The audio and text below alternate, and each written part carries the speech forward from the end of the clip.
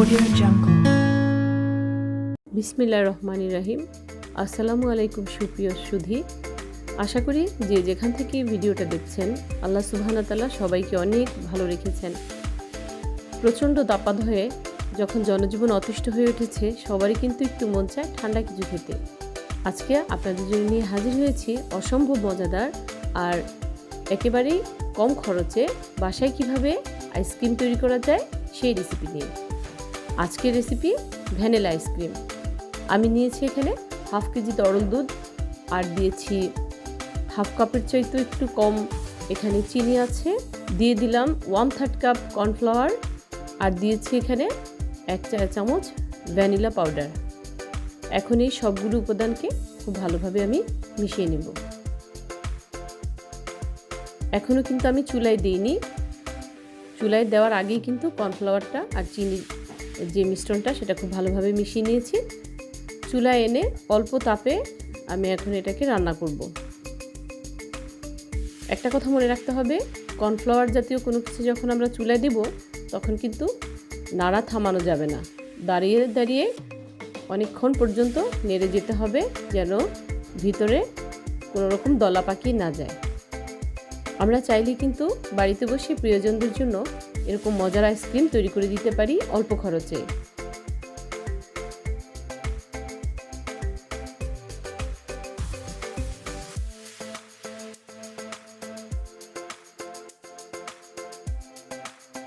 নাড়তে নাড়তে ঠিক যখন বলক চলে আসবে, আর বলক চলে আসার পরে থিকনেসটা কতটুকু থাকবে সেটা এখন আমি আপনাদেরকে দেখিয়ে দিব। 5 থেকে 6 মিনিট জাল করার পরে কিন্তু তৈরি হয়ে গেল।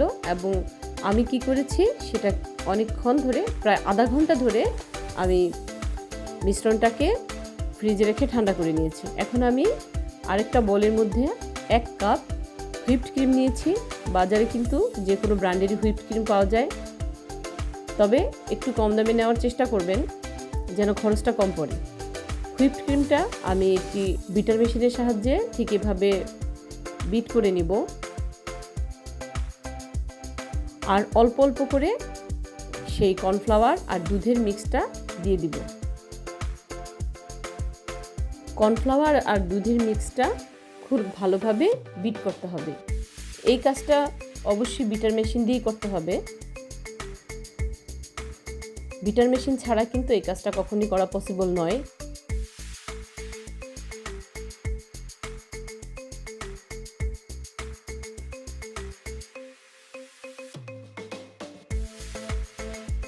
এক মিনিট পর পর মেশিনটাকে রেস্ট দিয়ে দিয়ে আমি বিট করে নিলাম।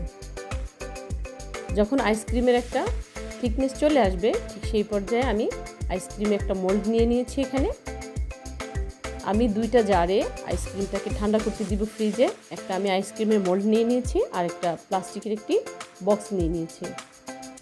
ফ্রিজে কমপক্ষে 20 থেকে 22 ঘন্টা রাখার পরে কিন্তু আইসক্রিমটা তৈরি হয়ে যায়, কারণ আমাদের ফ্রিজের যে তাপমাত্রা সেটা কিন্তু আইসক্রিম বানানোর জন্য উপযুক্ত নয়, এই জন্য অনেক বেশি সময় লাগে। 20-22 ঘন্টা পরে আমি নামিয়ে নিয়ে আসলাম অসম্ভব মজাদার আইসক্রিমটা।